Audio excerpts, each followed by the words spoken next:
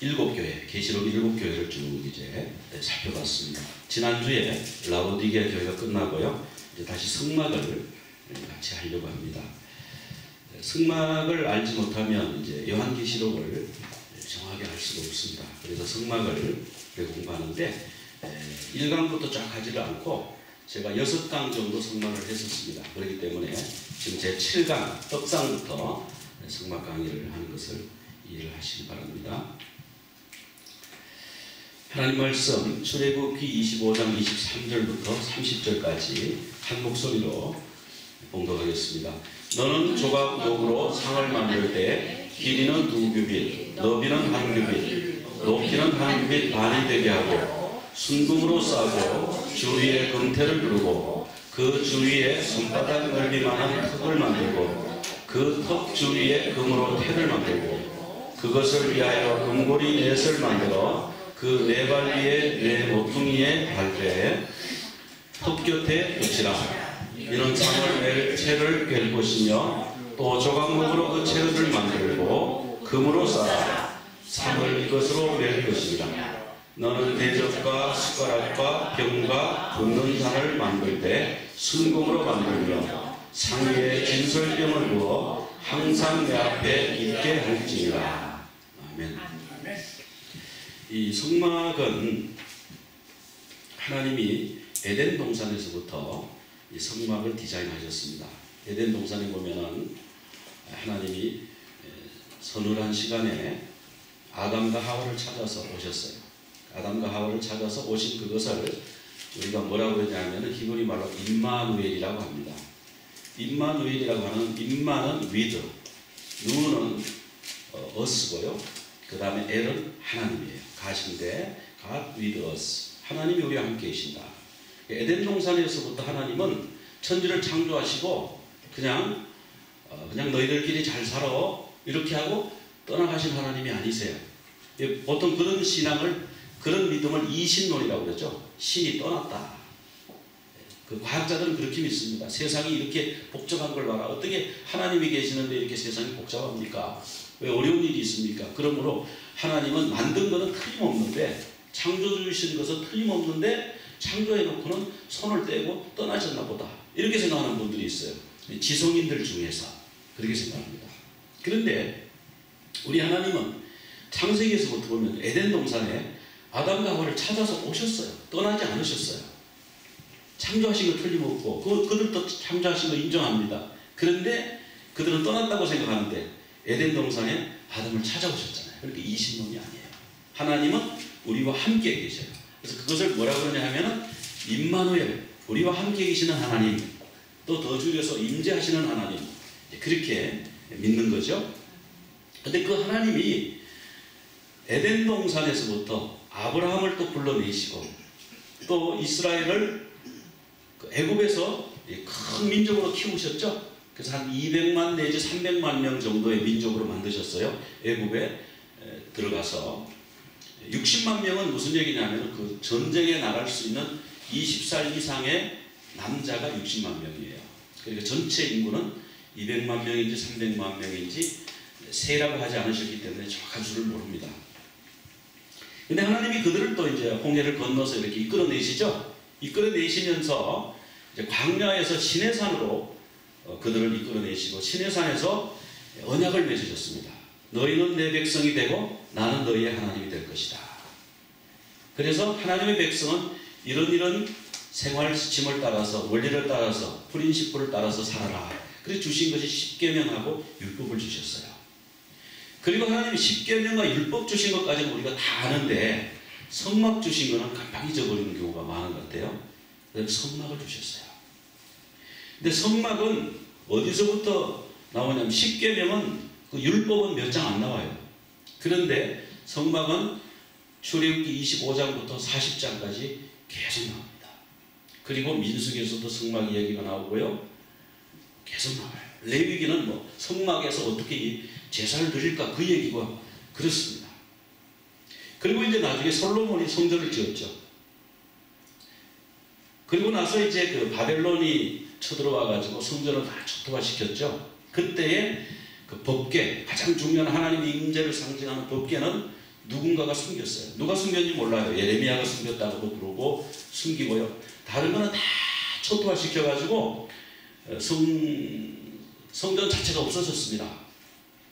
그래서 왜 그러냐 하면 하나님은 성전이 중요한 게 아니에요. 우리 인간들이 하나님을 잘 섬기지 못하면 그것이 더 하나님 마음이 아픈 거예요. 그래서 하나님이 임재하시던 그 성전을 하나님의 임재는 어디로 감춰버리고 나머지는 다 초토화시켜서 그 기구들을 바벨론에 가져갔잖아요. 그 바벨론 왕이 신이 나가지고 야 오늘 기분 좋다. 그 이스라엘 나라 거기서 가져온 그 신전에서 가져온 그 금그릇 금잔들을 좀 가져오라. 그래가지고 금잔 끈적끈적한 걸 들고요. 여러분 이게 뭔지 아십니까? 그 여호와 신전에서 가져온 금잔입니다. 여기 술을 따라서 한번 마셔볼까요? 쫙 따르는데 어떤 일이 생겼어요? 어떤 손가락이 나와가지고 벽에다 글을 막 썼죠. 이 왕이요 막 다리가 떨리고 무릎이 막 붓고 막 그래서 어쩔 줄을 모르고 이게 무슨 말이냐? 지금 저 손가락에 쓴 글이 무슨 말이냐? 뭐 이렇게 됐죠. 그래서 아무도 해석 못했는데 다니엘을 불러왔죠. 다니엘이 해석할 수 있습니다. 다니엘이 해석했는데 메네 대결로 가르칩니다. 내가 너를 달아보니까 함량이 미달이다. 왜요? 그 성전의 그 기명을 가지고 하나님이 아무리 속상해서 성전을 무너뜨렸더라도 그 기명은 그래도 하나님께 한때 속했던 건데 그걸 들고 여호와의 신의 그 잔에다가 내가 술을 따른다 이러니까 하나님이 너는 함량 미달이다 이렇게 하신 거예요. 그래서 나중에 이제 다리오라고 하는 사람이 왕이 되고 고레스가 왕이 되고 이러면서 이스라엘은 이제 바사가 나를 장악했죠. 바벨론을 멸망시키고 그러면서 이 이스라엘 사람들을 본토로 다시 돌려보냅니다. 다시 돌려보내가지고 이 사람들이 돌아와서 제일 먼저 한 일이 뭐냐면 성전을 지었어요. 성전을 지으면서 그들이 막 통곡하고 울었어요. 70년 만에 돌아와 보니까 이제 그 바벨론에서 태어난 사람도 있지만 이제 한 80세나 90세 된 분들도 계시잖아요. 그분들이 70년 전에 있었던 그 화려한 성전의 솔로몬 성전의 모습은 어디 가고 지어놓은 성전이 너무 초라한 거예요. 그래서 막 통곡을 하면서 울면서 하나님 여기 임재하여 주시옵소서 그랬는데 하나님의 법궤를 찾지를 못해서 그 성전에는 하나님 법궤가 없었어요. 나중에 헤롯이 성전을 이제 다시 짓습니다. 왜냐하면 이스라엘 사람들의 환심을 얻기 위해서 수십 년간에 걸쳐서 성전을 다시 지어요. 근데 그 성전에는 법궤가 없습니다. 하나님의 임재가 있어야 진짜 성전이에요. 그런데 이제 그러니까 예수님이 성전을 다닐 때 그때 아직 성전이 다 지어지지가 않았어요. 그때도 짓고 있었어요. 엄청난 돈을 들여서 엄청나게 웅장하게 성전을 지었지만 우리 예수님은 너희가 이것을 강도의 구려를 만들었다 그러시면서 우리 예수님이 어떻게 하셨냐 하면은 이 성전을 허물라 내가 사흘 후에 다시 일으키리라 그렇게 말씀하셨거든요. 그러니까 이거는 비과학적이고 논리적으로 안 맞고 불가능한 이상한 이야기다. 그래 예수님을 핍박했죠. 어떻게 이거를 지금 46년 동안 지어도 지금 아직 다 못 지어서 앞으로 20년을 더 지어야 되는 성전인데 3일 만에 네가 짓냐? 참남하다. 성전을 못 오겠다. 이렇게 생각했죠. 근데 그때 예수님 말씀하신 것은 뭐냐면 예수님의 육체를 말씀하신 거예요. 예수님의 육체가 성전이신 거예요. 그래서 예수님이 돌아가시고 3일 만에 부활하신 거예요. 그래서 그것을 말씀한 것이라고 요한복음에서 설명을 이제 해주셨어요. 그리고 예수님이 이제 십자가에 돌아가시고 부활하시고 승천하신 다음에 그 다음에 성령께서 마가다락방에 임하셨습니다. 그래서 그 성령께서 이제 각자 믿는 성도의 심령 속에 거하십니다. 하나님의 임재가 거하시면 뭐예요? 그것이 하나님의 집이죠. 그게 성전이거든요. 그래서 그 고린도전서 2장 16절, 3장 16절 이런 데 가면 하나님의 성전이 우리가 하나님의 성전이라고 했어요. 우리가 지금 하나님의 성전입니다. 그러니까 법궤를 못 찾아가지고 법궤 찾는다고 안 그러셔도 괜찮아요. 우리가 지금 하나님의 성전이에요. 문제는 우리 속에 하나님의 임재를 중하게 여기고 모시고 사느냐 안 사느냐 그거예요. 근데 우리가 신학적으로 좀 잘못된 게 하나 있어요. 한번 성령께서 들어오시면 절대로 안 떠난다 이렇게 생각하시는데 아닙니다. 성령께서는 떠나실 수도 있어요. 성령께서 마음대로 하실 수 있어요. 들어갈 수도 있고 나갈 수도 있는 거지. 여기 한번 딱 들어오면은 딱 묶여가지고 꼼짝도 못하고 갇혀있는 성령님 아니시거든요. 성령님 자유롭게 움직이셔요. 그래서 성경에서 뭐라고 그러냐면은 그 성령을 소멸시키지 말라고 그랬거든요. 소멸시키지 말라. 그러니까 우리가 한 번 은혜를 받았고 한 번 예수님을 영접했더라도요. 우리가 나는 한 번 구원받았으니까 다 됐다. 끝이다. 이렇게 생각하는 게 아니고 계속 그 주님이 내 속에 계시더라고요. 내 속에 죄가 있고 내 속에 슬픔이 있고 내 속에 미움이 있고 이러면요. 그 성령께서 내 속에 계시지 못해요. 죄가 있는 곳에. 그래서 내 속에 죄를 계속 씻고요. 성결하게 살면서 주님을 계속 모시고 사는 것이 신앙생활이지 한 번 내가 예수 믿고 구원받았으니까 나는 이제 천국 가는 로또 땄다. 그거 아니란 말이에요. 천국 가는 건 로또 당첨이 아니란 말이에요. 기차표 산 게 아닙니다. 이제 시작입니다. 그래서 하나님이 이스라엘을 홍해를 건너가지고 바로 가나안으로 안 데리고 가셨어요. 일부러 홍해를 건너게 만드시고 일부러 물 없는 곳으로 인도하시고 강나라로 인도하셨다가 시내산에서 언약을 맺고요. 그리고 나서 성막을 주시고 성막을 통해서 하나님께 교제하는 방법을 아시거든요. 알게 하시는 거거든요. 그리고 그들이 막 불평하고 그러니까 불평하는 세대는 다 광야에서 죽고 새 세대가 가나안에 들어갔잖아요. 그러니까 우리가 그냥 홍해만 건너면 다 가나안에 들어가는 줄 아는데 아니에요. 광야에서 죽는 사람들도 많아요. 우리가 정말 뭐 성경을 전체적으로 종합적으로 봐야 되는 연애 한 부분만 너무 그렇게 물론 이제 이런 사람이 있어요. 그 구원받은 강도 있죠. 우편 강도. 그런 사람은 네가 오늘 나와 함께 나번에 있으리라. 그랬어요. 네. 그 사람은 그냥 죽고 죄 지지 않고 바로 천국 갔으니까. 그죠? 우리가 그냥 바로 천국 갈 수 있어요. 그러나 우리는 계속 주님 모시는 그런 삶을 살아야 된다. 그것을 이제 성막을 통해서 알 수가 있고요. 근데 이 성막이 요한계시록에 나옵니다. 요한계시록은 성막을 모르면 풀 수가 없습니다. 거기 보면 그 촛대 얘기가 나오죠. 촛대 얘기. 다음 주에 제가 더 떡상에 대한 말씀을 좀 더 나누고요. 한 2주나 3주 나누고 그 다음에 촛대 말씀을 나누는데 사실은 촛대가 아니고 등대라고 해야 됩니다.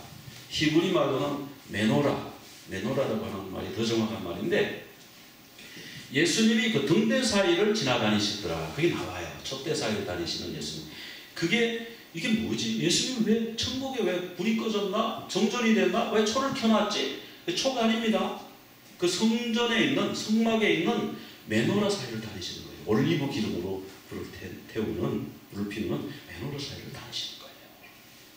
그러면서 이제 이리 올라오노라 해서 갔더니 하나님의 보좌가 있고요. 거기에 그 그룹들이 있고 그 내생물이 있고 뭐 인자 같은 이의 보좌가 있고 쫙 나오는 것이 그리고 또 나중에 보면은 성도들의 기도는 뭐라고 그랬어요? 그 향로에 담은 향년회라고 했죠. 그죠? 그게 뭐냐면 다 성막 얘기입니다. 그게. 그래서 우리 이제 계시록 가다가 성막을 좀 살펴보고 또 이제 출애굽기를 좀 살펴보고 또 이제 계시록도 보다가 이제 그렇게 가겠습니다. 지금 여기 나오는 이 사진은 이스라엘에 가면은 그 팀나라고 하는 곳이 있는데 그곳에 이제 구약의 성막 모습을 재현해 놓은 그런 곳의 사진입니다. 우선 이제 보면 이렇게 문이 있어요. 성막 들어가는 문은 어느 쪽에 있다고 그랬습니까? 동쪽에 있습니다. 성막문은 항상 동쪽에 있어요. 왜 동쪽에 있죠? 해가 뜨니까 거기 희망의 장소니까 그런 의미도 있지만요. 동쪽이라는 말이 이제 히브리 말에 두 말이 있는데 미케뎀이라는 단어를 썼어요. 이 미케뎀이라는 말은 영원전부터 태고전부터 그러니까 창조주를 의미하는 거예요. 그래서 창조주를 향하여 그 문이 만들어져 있습니다. 그리고 이제 뜰이 있고요. 그 다음에 놋재단이 있습니다. 번제단이라고도 그러고 제단이라고도 그럽니다. 그 다음에 물두멍이 있고 그리고 이제 여기에 이제 성막이 있는데 성막은 성소와 지성소로 나뉘어집니다. 자, 이 성막의 크기는 이 그 동쪽과 서쪽은 25m입니다. 50규빗. 별로 크지는 않아요. 그 다음에 남쪽과 북쪽은 50m, 100규빗입니다. 그리고 이 문은 얼마가 넓으냐 하면 10m예요. 20규빗. 이 10m가 지난번에 제가 다 설명을 드렸습니다만은 그 오늘날 고속도로의 3차선 넓이입니다. 그러니까 옛날에 자동차가 석 대씩 지나갈 일도 없는데 왜 이렇게 넓게 하셨느냐 하면 이 성막은 하나님의 그 구원, 제한 없는 구원을 말씀하십니다. 그래서 문턱도 없고요. 누구든지 오기만 하면 죄 용서함 받고 구원받을 수 있다. 그런 의미로 이렇게 하셨죠. 높이는 5규빗, 2.5m. 바깥에서 보면 이렇게 생겼습니다. 세마포로 울타리를 하고요. 높이 2.5m. 그리고 이제 기둥을 세웠는데 그 기둥이 60개, 20개, 20개, 10개, 10개 이렇게 해서 60개 기둥을 세워서 지지를 하고 거기에 이제 세마포를 둘렀습니다. 이것은 이제 성막문의 모습인데요. 성막문은 4가지 색실로 수를 놓아서 만들었습니다. 그 4가지 색실이 뭐였죠? 다 기억하시나요? 청색, 자색, 홍색, 백색. 청색은 뭘 의미하죠? 청색은 하늘을 의미해요. 하나님. 그 다음에 자색은 뭡니까? 왕을 의미해요. 홍색은 고난, 피를 의미합니다. 백색은 뭐 순결도 의미하지만 부활을 의미해요. 하나님이 유대인의 왕으로 이 땅에 오셔서 고난을 받으시고 죽으시고 그리고 부활하셨다. 문에 그렇게 색깔로 딱 하나님이 가르쳐 주신 거예요. 그래서 하나님이 이 땅에 오셔서 고난을 당하시고요. 하나님의 아들이 죽으시고 그리고 부활하신 그런 내용이 바로 성막문에 그대로 디자인이 되어 있습니다. 그래서 청자, 홍백 4가지 실을 써서 만들도록 그렇게 하셨습니다. 그리고 이제 문을 통해서 들어가면 나오는 것이 이제 번제단. 번제단은 노수로 만들기 때문에 노제단이라고도 해요. 그래서 안에는 시띠나무라고 하는 나무로 성경에는 조각목이라고 나옵니다만은 실은 이제 시띠나무라고 해야 됩니다. 시띠나무로 틀을 짜서 겉에 이제 노를 입혀서 번제단을 만듭니다. 이곳에서 짐승을 잡아서 번제를 드리죠. 희생 제사를 드리죠. 자, 그리고 이제 이 번제단을 지나면 이건 다 지난번에 했습니다. 그래서 그냥 지나갑니다. 물두멍이 나옵니다. 이 물두멍은 뭐냐면 제사장들이 뜰에서 일을 하다가 보면 맨발로 일을 하거든요. 하나님 존전에서 신발을 신지 않습니다. 그래서 맨발로 일을 하고요. 맨손으로 짐승을 잡고 짐승을 잡는 것은 그 짐승의 제사를 드리는 그 사람이 잡아요. 그런데 제사장이 옆에서 도와주고 또 짐승의 각을 뜬 걸 날라가지고 그 번제단에 올려서 태우고 이런 일을 해야 되기 때문에 손에 피도 묻고 뭐 오물도 묻고 이렇습니다. 그러면 수시로 늘 자주 여기서 씻습니다. 씻지 않고 제사를 지내지 말라 그렇게 우리 주님이 말씀하셔서 그렇게 늘 씻어요. 이게 뭘 말하냐면 이 번제단은 예수 그리스도를 통한 구원이에요. 예수 그리스도를 통해서 우리가 예수님이 어린 양으로 돌아가셨잖아요. 어린 양 예수 그리스도를 믿어서 우리가 죄 씻음 받고 구원받았습니다. 그렇지만 우리 지금 죄가 하나도 없습니까? 우리가 화가 나가지고 화를 내기도 하고 자기도 모르게 운전하다가 막 욕을 했어요. 누구 흉을 봤어요. 그럼 또 죄를 또 지었잖아요. 그럼 이거 어떡할 거예요? 그때 예수님을 또 십자가에 못 박아야 돼요? 어떻게 해야 돼요? 그때는 회개해야 되잖아요. 그때 물로 씻는 거예요. 수시로. 그걸 언제 씻어야 돼요? 그런 게 정해진 게 없어요. 언제든지 수시로 씻어. 좀 실수했습니다. 제가 또 혈기를 부렸어요. 제가 입을 단속을 잘못했습니다. 내 입에 파수꾼을 세워 주시옵소서. 용서해 주시옵소서. 그렇게 하고 또 회개하고 새로워지는 거예요. 그래서 이 물두멍은 그런 역할을 하는 거예요. 제 회개, 수시로 저를 씻는 그런 것을 보여주시는 것이고, 그 다음에 이 성막을 열고 들어가면 제사장들이 이렇게 일하는 모습이 나오죠. 그래서 이제 이 메노라에 지금 등불을 붙이고 있죠. 또 이 왼쪽에는 지금 떡상에 떡을 진설하고 있습니다. 그리고 정면에는 번향단에 지금 향을 피우고 있습니다. 이렇게 이제 하고 있죠. 안에 들어가면. 근데 이 그 문 그 성막 전체 처음에 들어가는 그 입구 문도 사색실로 만들었고요. 그 성소로 들어가는 휘장도 사색실로 만들었습니다.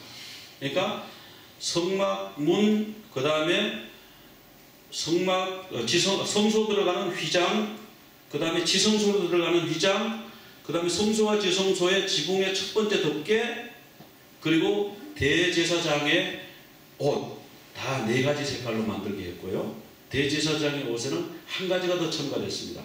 황금색 실, 금색 실이 하나 더 첨가됐습니다. 그래서 거기는 다 뜻이 있어요.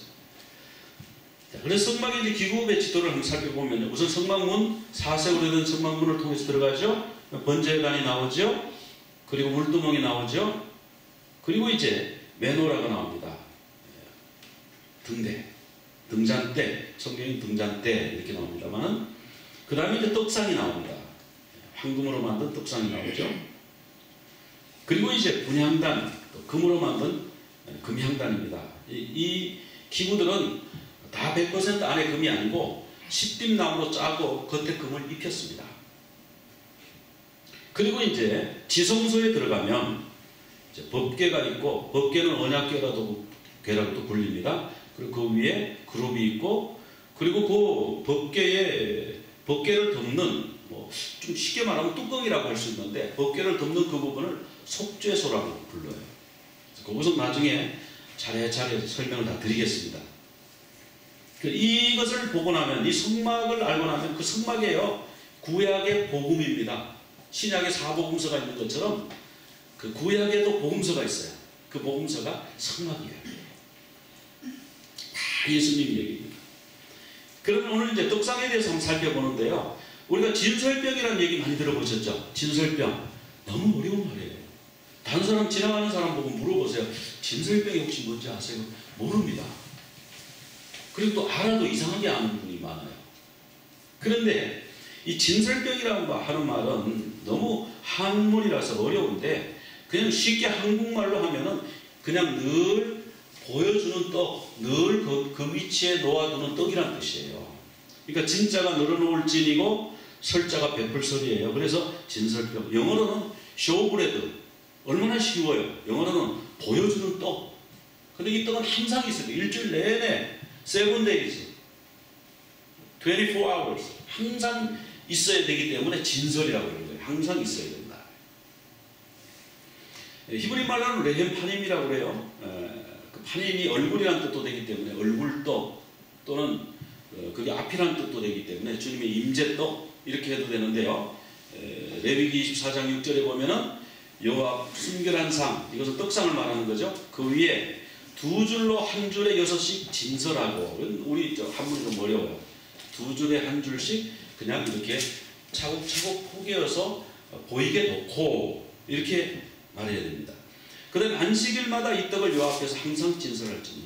안식일이 되면요, 안식일에 지난 일주일 동안 있었던 그 떡을 물려내고, 묵은 떡을 물려내고 새 떡을 올립니다. 안식일 날, 오늘 우리는 주일을 지키죠. 안식일은 이제 토요일이고, 우리는 이제 주일에 와서 새 떡을 받아가야 되는 거예요. 똑같은 문제예요. 와서 새 말씀을 듣고 가는 겁니다. 그래서 이제 진설하는 떡이다. 성경에 쇼브레드라고 했고요. 다른 데서는 이것을 거룩한 떡이라고 부르기도 했습니다. 사무엘상 21장에서는 그렇게 불렀습니다. 자, 이런 이제 모습이죠. 전면에 있는 것은 분향단의 모습입니다. 떡상. 우선 떡상에 대해서 오늘 말씀에서 나왔는데 살펴보면 이렇게 생겼습니다. 떡상의 규격이 오늘 성경에 나왔는데, 한 규빗은 한 50cm 정도 된다고 보면 돼요. 그 다음에 여기는 이제 2규빗. 별로 크진 않죠. 요만한 크기죠. 하나님이 아주 소박하게 만들려고 하셨어요. 그리고 높이는 1.5규빗, 한 75cm 정도. 그리고 이제 여기다 턱을 만들어서, 손바닥만한 턱을 만들어서 달아라. 그렇게 말씀하셨고요. 여러분 읽은 성경 내용을 그대로 그림으로 옮긴 겁니다. 그 다음에 금태를 둘러라 그랬습니다. 그리고 거기에 고리를 만들어서 채를 꿰가지고 그것을 어깨 메고 이동하도록, 이 성막은 이동식입니다. 성전은 고정식이고요. 그래서 성막의 모든 기구들은 다 고리가 있고 채를 깨어가지고 날라요. 그러니까 그 번제단도 그렇게 날리고 그렇습니다. 그 다음에 저기 이제 떡을 넣죠. 오늘 이제 다음 주까지 해서 계속해서 갈 거기 때문에 뭐 떡에 대한 설명까지 오늘 가능할지 모르겠는데, 그리고 그 위에 유향을 넣습니다. 유향. 자, 우리 떡상의 구조를 살펴보면요, 시띠나무를 가지고 틀을 짜고 거기에 정금으로 싸고 주위에 금태를 둘렸습니다. 그리고 턱을 만들어서 했고요, 태를 둘렸습니다. 네, 이건 다 설명을 드렸죠? 네. 자, 우리가 조금 전에 그 성찬식 할 때 우리가 뭔가 딱딱한 그 빵을 먹었죠, 그죠? 과자처럼 생긴 거. 여러분, 이게 이스라엘 사람들이 먹는 무교병입니다. 마쪼라고 부르는데, 마쪼 또는 마짜라고 그래요. 이제 무교병을 여러분이 이제 드셨는데 그냥 먹을만 하죠, 그냥. 이런 것을 만들어라 그러셨어요. 그래서 이런 진설병을 그럼 어떻게 만드는가 보겠습니다. 레위기 24장 5절 같이 한번 읽어볼까요? 너는 고운 가루를 가져다가 떡 12개를 붓되 각 덩이를 10분의 2 에바로 하여. 이것도 같이 읽어봅시다. 여호와 앞 순결한 상 위에 2줄로 한 줄에 6씩 진설하고, 너는 또 정결한 유향을 각 줄 위에 두어 기념물로 여호와께 화제를 삼을 것이며, 안식일마다 이 떡을 여호와 앞에 항상 진설할지니 이는 이스라엘 자손을 위한 것이요 영원한 언약이니라. 이 떡은 아론과 그의 자손들에게 돌리고 그들은 그것을 거룩한 곳에서 먹을지니 이는 여호와의 화제 중 그에게 돌리는 것으로서 지극히 거룩함이니라. 이는 영원한 규례니라. 여기 이제 어떻게 만들고 어떻게 취급하고 하는 것이 다 나와 있죠. 여기 보면 이제 고운 가루를 가져다가 그랬는데, 우리말로는 고운 가루니까 이 고운 가루가 뭘 말하는지 몰라요. 근데 이 고운 가루는 히브리 말로는 솔렛이라고 되어 있습니다. 너희는 솔렛을 가져다가 이렇게 되어 있어요. 솔렛이 뭐냐면 파인 플라워인데 고운 밀가루, 그런 뜻입니다. 그러면은 고운 밀가루 아닌 거는 뭐라고 그러냐? 고운 밀가루 아닌 것은요, 그냥 밀플라워예요. 그냥 수제비 만들어 먹고 빵 만들어 먹는 거는 그냥 일반 밀가루. 그거는 뭐냐? 케마흐를 하나님 앞에 드리는 게 아니에요. 하나님 앞에 드릴 때는 솔렛을 만들어야 돼요. 솔렛을 만들어야 됩니다. 그냥 한국말로는 고운 가루를 만듭니다. 그 다음에 10분의 2 에바를 하라고 그랬는데, 떡 12개를 만드는데 떡 하나는 10분의 2 에바라고. 10분의 2 에바가 얼마냐 하면은 4.4리터예요. 2대 반. 2대 반 떡이 굉장히 큽니다. 그 떡을 만들고요. 그럼 이 솔렛을 만들 때 어떻게 만드는가? 고운 가루를 만들라고 그랬는데, 추수 후에 이삭을 건조시켜야 되겠죠? 그 다음에 장대로 때려서 탈곡을 합니다. 미라를 떨어뜨리고요. 그 다음에 키즈를 해요. 키즈를 해서 알곡과 쭉정이를 분리합니다. 그 다음에 알곡을 손바닥으로 문지르고 주먹으로 때리고 해서 껍질을 좀 깝니다. 맷돌을 돌립니다. 맷돌에서. 그 다음에 채로 채질을 해요. 그럼 껍질 같은 거는 다 걸러서 나오고 흰 그 가루가 떨어지겠죠? 그럼 그 가루를 또 맷돌에 또 갈아요. 그럼 이제 껍질은 다 떨어져 나고 가루가 이제 좀 또 더 부드러운 고운 가루가 되겠죠? 그럼 또 채질을 합니다. 그래서 이제 탈무드에 보면은 솔렛을 만들기 위해서 11번의 채질을 했다. 그러니까 얼마나 정성을 들여가지고 고운 가루를 만들어요. 여기 이제 추수하는, 전통적으로 추수하는 장면이 이제 나오는 거예요. 이렇게 바람에다가 이렇게 공중으로 던져 올려서 이제 쭉정이는 날아가고 알곡은 바닥에 떨어지고 그런 식으로 모았다는 거죠. 그리고 손바닥으로 이제 문지르고 주먹으로 치고 또 맷돌로 갈고 또 고운 맷돌질을 하고 이렇게 이제 요즘은 뭐 그냥 도전하는 기계에다가 넣으면 밀가루 그냥 나옵니다만, 예전에는 이거 만드는 게 참 힘들었어요. 고운 밀가루 만드는 게.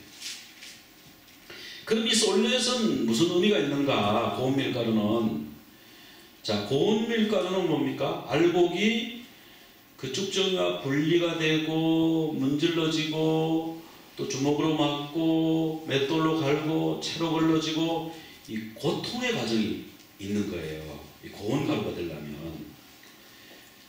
그래서 이 솔렛을 만드는 과정은 뭐냐면 시험과 고난과 희생과 자기 헌신의 과정을 얘기하는 거예요. 그러니까 예수님이 이 땅에 오셔서 채찍에 맞으시고 침뱉음을 당하고 배척을 당하시고 십자가에 못 박히시고 그렇게 돌아가셔서 우리를 구원해 주셨다는 그런 것을 표현하는 거죠. 그걸 만들면서 그런 것을 기억하라는 거죠. 그럼 이 진설병을 어떻게 만들어요? 우선 솔렛을 만들어요. 고운 가루를 만들어요. 그 다음에 거기 솔렛에다가 누룩을 넣습니까? 안 넣습니까? 누룩을 넣으면 안 돼요. 누룩은 넣지 마라. 누룩 안 넣고 뭘 넣냐면 소금하고 기름을 넣습니다. 그리고 번철은 이제 프라이팬이에요. 프라이팬 같은 데다가 넓적한 데다가 구워요. 그럼 그게 할라라고 그러는데 지름이 한 45cm 꽤 큰 떡이 나오는 거예요. 할라 맛자를 만들어요. 무교 전병이 이제 무교 과자 할라 맛자를 만들고 그런 것을 12개를 만들어 가지고 그 꿀을 넣지 않고 만듭니다. 꿀을 넣지 않는 건, 누룩을 넣지 않는 건, 누룩은 이제 죄악 이런 거고 꿀은 이제 인생의 쾌락 이런 것을 의미하잖아요. 그래서 할라맛자를 만든 다음에 그 다음에 어떻게 하냐면은 올리브유 그 기름으로 감람유 올리브유로 반죽을 합니다. 이름을 섞어가지고 번철에다가 이제 굽습니다. 번철은 보니까 그냥 팬이에요. 팬. 넓적한 그냥 팽팽한 철판. 그래서 뭐 철판이라고도 그러고 그랬는데 자, 이 진설병이 하나 만들어지려면은 곡식이 알갱이로 되어서 이 곡식 알갱이가 빠지고 고운 가루가 돼야 되죠. 그러니까 우리가 예수님도 이런 고난의 길을 겪었어요. 근데 우리는 고난을 싫어하죠. 근데 고난을 겪지 않고는 우리가 제대로 된 사람이 될 수가 없어요. 그러니까 우리 인생에 고난이 올 때가 있을 겁니다. 뭐 관계의 어려움이 오기도 하고 경제의 어려움이 오기도 하고 건강의 어려움이 오기도 하고 이런 어려움이 올 때에 이거 왜 나는 왜 인생이 왜 이렇게 꼬이냐 힘드냐 이렇게 생각하지 말고 하나님이 나를 갈고 계시는구나 이렇게 생각하시면 돼요. 내가 나를 고운 가루로 만드시는구나. 그러면 내가 아무 소리 하지 말고 순종해서 내가 고운 가루로 갈아져야지. 하나님 나를 고운 가루로 만들어주세요. 이렇게 하면 돼요. 그런데 그렇게 안 하고 여기 저항을 하고 불평을 하고 대항을 하고 이러면 자꾸 힘드는 거예요. 내가 더 힘들어지는 거예요. 그래서 이런 고난이 왔을 때에 하나님 내가 더 고운 가루가 되기를 원하시는군요. 제가 고운 가루가 되어드리겠습니다. 이렇게 하고 그대로 묵묵하게 당하면요. 그게 고운 가루가 돼요. 그 고난이 끝나요. 그 다음에 이제 뜨거운 화덕에 구워져야 된다.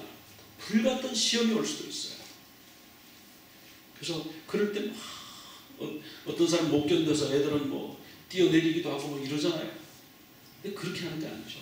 고난은 누구에게나 온다. 크고 작든 크든 작든 그 고난은 누구에게 오기 때문에 그 고난을 잘 이기는 방법을 가르쳐 줘야 돼요. 우리가 한 몇 주 전에 그 사브라에 대해서 말씀을 드렸죠. 이스라엘에서 태어난 유대인들을 사브라라고 부른다고 그러잖아요. 그 이스라엘이 땅이 척박한 땅이잖아요. 광야잖아요. 근데 거기에 그들이 그걸 개척하고 그 사막을 박토를 개척해가지고 거기서 과일이 주름주름 달리고 곡식이 맺도록 하기 위해서 얼마나 노력을 했는지 몰라요. 그래서 이 사브라는 사막의 선인장이라는 뜻인데 그래서 너희는 사막의 선인장이다. 사막에서 이렇게 너희들이 버티고 뿌리를 받고 열매를 맺었다. 그래서 너희는 사브라다. 그렇게 말한다고 그러잖아요. 자녀들한테 사브라라고 너는 사브라다. 비가 오지 않아서 아침에 내리는 그 이슬 몇 방울 머금고 생명을 유지하면서 지금까지 살아왔다. 모질게도 살아왔다. 그러나 결코 포기하지 않고 죽지 않고 낭망하지 않고 살아왔다. 그래서 어떤 고난이 와도 우리는 사브라, 사막의 선인장이다. 이런 정신을 자녀들이 이렇게 가르쳐야 돼요. 너무 귀하게 힘들어 바로 해결해주고, 그러니까 자녀들이 약해지는 거예요. 그러니까 애들이 힘들면 막 뛰어내리는 거예요. 그 왜 그냥 부모가 그렇게 만든 거예요. 그 100% 만족하게 하면 안 되고요. 80% 정도 만족하게 해야 됩니다. 자녀가 뭘 원할 때요, 그냥 원하는 대로 요즘 넘치도록 해줘 버리잖아요. 집에 가면 장난감이 한 방 가득 들어 있잖아요. 그거는 부모로서 정말 잘한 일 같지만요, 잘한 일이 아닙니다. 장난감이 좀 없었어요. 귀뚜라미도 잡고요, 도마뱀도 만지면서 그러면서 놀아야 되거든요, 애들이요. 그래서 한 80% 정도 만족하고 한 20% 정도는 늘 부족하게, 그렇게 해야 그 자녀가 건강하게 자랍니다. 사고라로 키워야 돼요. 너무 해가지고 넘치도록 하나도 신경 쓰지 않고, 너는 가만히 있어. 가만히 있으면 내가 다 해결해 줄게. 학교 입학하는 것도 내가 다 해결해 줄게. 숙제도 내가 해줄게. 그러면 애가 제대로 됩니까? 안 됩니까? 숙제까지 다 해주면 안 되지. 전혀 안 되죠. 엉망되죠. 숙제는 네가 밤을 새워서 코피가 나더라도 네가 해야 되는 거예요. 사고라 정신을 키워야 되는 거예요. 그래서 이 진설병이 되는 과정이 바로 그런 과정이에요. 번쩍에서 막 굽는 겁니다. 그래서 이 고난을 내가 힘들어하지 마세요. 내가 마음에 막 갈등이 오고 힘들고 막 이럴 때에 나는 못 견디겠어 이럴 것이 아니라, 나는 사고라다. 나는 진설병이 돼야 된다. 나는 고운가루가 돼야 된다. 이렇게 하고 막 참고 이기는 거예요. 참고 이기고. 그리고 하나님을 기도하고, 하나님 어떻게 하면 이거를 단축시킬 수 있을까요? 어떻게 하면 이 강도를 줄일 수 있을까요? 하나님 이거 빨리 지나가게 해주세요. 그런데 힘든 거니까요. 이 진설병이 되는 이 과정, 빠지고 구워지고 이 불 위에서 하는 이 과정은 예수님이 우리를 대속하기 위해 순환받는 장면을 그대로 보여주시는 거예요. 또한 우리가 십자가를 지는 삶을 그대로 보여주는 거예요. 우리 이 말씀 한번 같이 읽어볼까요? 또 우리에게 이르시되 아무든지 나를 따라오려거든 자기를 부인하고 날마다 제 십자가를 지고 나를 따를 것이니라. 자, 우리가 예수님 믿는 사람들이요, 우리가 지금 신앙이 그냥 예수 믿으면 모든 것이 잘 된다 이렇게 해가지고 십자가를 지는 걸 잘 안 하려고 그래요. 근데 예수님은요, 나를 따라오려고 하면 십자가를 지는 거예요. 여러분, 전도가 그냥 안 됩니다. 전도 안 하고 십자가를 져야 돼요. 전도하러 갔는데 모든 사람이 다 어서 오세요. 네. 예수 믿으면 구원받는다고요? 믿겠습니다. 이런 사람 있습니까? 없어요. 찬물도 끼얹고 욕도 듣고. 그런 십자가 없이 어떻게 전도가 됩니까? 십자가를 안 지시고 주님이 우리 인류를 구원하실 수 없었기 때문에 십자가를 지신 거 아닙니까? 그래서 예수님도 겟세마네 동산에서 막 기도했죠. 3번 기도해서 3번, 아버지, 이 잔을 할 수만 있으면 내게서 옮겨주시옵소서. 할 수만 있으면 이 잔을 내가 안 마시고 싶습니다. 할 수만 있으면 내가 십자가 안 지고 싶어요. 나 좀 편안한 길 가고 싶어요. 이 길 외에 다른 길 없습니까? 하나님이요? 그 길 외에 다른 길이 없다는 거예요. 인류를 구원하기 위해서, 그 인간의 죄를 대속하기 위해서는 어린 양이 죽어야 되는데, 그 어린 양 가지고는 불완전하기 때문에 하나님의 어린 양, 하나님의 아들이 어린 양으로 대신 죽는 그 길 외에는 없다. 그럼 좀 편하게 죽으면 안 되겠습니까? 좀 이렇게 안락사 하듯이 편안하게 그냥 이렇게 자다가 그냥 싹 죽으면서 인류를 위해서 대속하는 방법이 없을까요? 예수님 그런 생각 안 하셨을까요? 우리보다 머리가 훨씬 뛰어나신 분인데 왜 그런 생각 안 하셨겠어요? 그럼 내가 죽어야 되면 그럼 편안하게 죽으면 안 될까? 안 된대요. 고통을 당해야 된대요. 당해야 죄가 없어진대요. 채찍에 맞아야 된대요. 대못에 찔려서 십자가에 못 박혀야 된대요. 꼭 십자가에 못 박혀야 돼요. 그래야 대속이 된다. 꼭 채찍에 맞아야 돼. 그래야 대속이 된다. 침뱉음을 당하고 머리에 가시관을 써야 돼. 그래야 대속이 된다는 거예요. 우리가 신앙생활 하는데 자꾸 편한 걸 찾아야죠. 자꾸 편한 걸 찾아. 조금만 불편하면 이 교회 불편해서 안 되거든요. 편한 교회 없나요? 자꾸 편리한 쪽으로 했단 말이에요. 그러다 보니까 신앙은요, 편안하면 약해지는 겁니다. 아이들을 편안하게 키우면 나약해지는 거예요. 덩치는 아주 크고 멀쩡하게 생겼는데, 힘이 세게 생겼는데 허약한 거예요. 너무 편하게 키워가지고. 우리 신앙도 마찬가지입니다. 바람도 맞고요, 비도 맞고, 그러면서 커야 신앙이 단단해져요. 그래서 시련이 올 때 우리가 기뻐하라고 그랬잖아요. 우리에게 시련이 오고 힘든 어려운 일이 와도 우리 기뻐하는 거예요. 그리고 아이들한테 그걸 가르쳐야 돼. 힘들어하면 너무 힘들어 난 못 견뎌 할머니 그러면 그게 인생이야. 그거 한 곱이 넘어가면 또 쉴 때가 와. 좋은 날이 와. 항상 비가 오지는 않는다. 그리고 해가 뜰 날이 떴다. 이렇게 해서 그 고난을 받아들이는 훈련을 해줘야 돼요. 그 이스라엘이 세계적인 지금 나라, 그 조그만 나라, 우리나라 강원도보다 작다고 그러는데 그 조그만 나라가 이 세계를 좌지우지하는 힘을 갖게 된 거는요, 고난을 잊어버리지 않기 때문에. 그들은 고난을 기억합니다. 우리는 고난을 자꾸 잊어버려요. 자녀들이 6.25 잘 몰라요. 6.25가 남침인지 북침인지도 모르고요. 요즘은 또 한국전쟁이라 그래가지고 그 한국전쟁이 언제 일어나는지 그 날짜조차 모르네. 이제 6.25라 그럴 때는 사람들이 6월 25일이라는 거 아는데 요즘 애들은 날짜조차 몰라요. 이렇게 되죠. 그럼 왜 싸웠는데? 왜 이렇게 됐단 말이에요. 그 고난을 가르쳐야 되는데 우리는 고난을 피합니다. 고난을 가르치면 다른 걸 가르쳐. 우리 신앙에서 이 십자가를 피하면 안 돼요. 십자가. 내가 예수 믿는데 예수 믿기가 참 힘들다. 이 십자가를 달게 지고 가야 돼. 그래야 복음이 전해지거든. 그래야 생명이 싹 트고요. 생명이 나와요. 자, 그래서 이제 진설병을 진설하는 방법부터 해서 이 떡상의 의미가 뭔가 이제 더 깊은 내용이 있는데 이것은 이제 다음 주에 계속 이어서 또 하도록 하겠습니다. 오늘 우리 이 말씀을 묵상하면서 한번 생각해 보십시다. 이 솔렛이 만들어지기 위해서 정말 많은 고난을 당했어요. 미리. 그래서 그냥 한 번 갈면 되는데, 그냥 음식에 들어갈 밀가루면 그냥 한 번 아니면 2번 갈면 충분한데, 이건 11번을 갈고 11번을 채질을 했다고 그러잖아요. 그러니까 계속 갈아서 아주 곱디 고운 가루로 만들었어요. 우리 성품이요, 혈기도 있고, 분노도 있고, 미움도 있고, 이런 게 있잖아요. 이걸 갈아야 돼요. 이 폭력성이 있는 거, 이런 거 갈아야 돼요. 남 미워하는 거, 이런 거 갈아야 돼요. 자꾸 남 흉보고 이런 거 갈아야 돼요. 이걸 갈아야 되는데, 이게 한 번 갈아가지고, 난 됐어, 나 갈았어요. 옛날에 내가 얼마나 갈았는데요. 아니에요. 갈아가지고 안 돼요. 계속 갈아야 돼요. 계속. 매일 내가 예수님 모시고, 매일 내가 손발을 씻으면서, 매일 나 자신을 가는 훈련을 해야 돼요. 그렇게 들여질 때, 나는 이제 드디어 곧 밀가루가 되고요.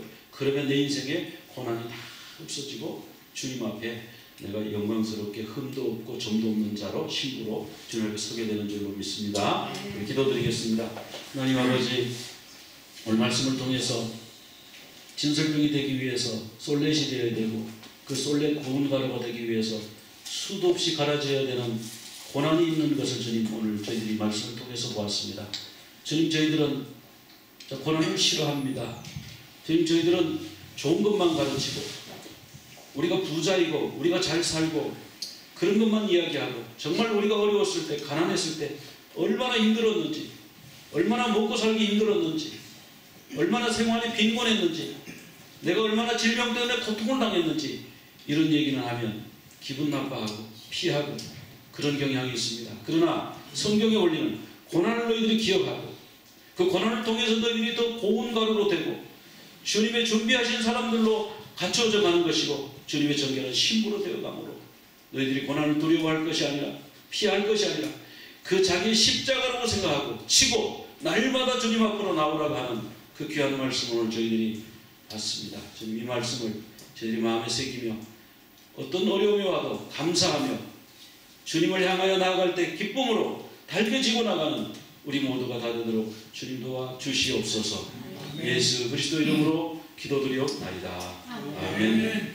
이제는 우리 주 예수 그리스도의 그 크신 은혜가, 하나님 아버지의 극진하신 사랑하심과 성령님의 감동인도 충만 교통하여 주시니 어떤 고난도 달게 지고 가겠습니다. 나는 주님의 둘레입니다. 주님의 어떤 사역도 주님이 원하시면 잘 감당하겠습니다. 내가 가정을 위하여 소재가 되겠습니다. 내가 다른 사람을 위하여 소재로 드려지겠습니다. 섬기는 자가 되겠습니다. 주님 나를 천천히 그리고 완전하게 갈아주시옵소서. 내가 아주 곱고 부드러운 가루가 되겠습니다. 그렇게 다짐하며 주님 앞에서 늘 살기를 원하는, 늘 물두멍에서 씻기를 다짐하는 우리 모두 위에 이제부터 영원토록 함께 하시옵기를 간절히 축원하옵나이다. 아멘.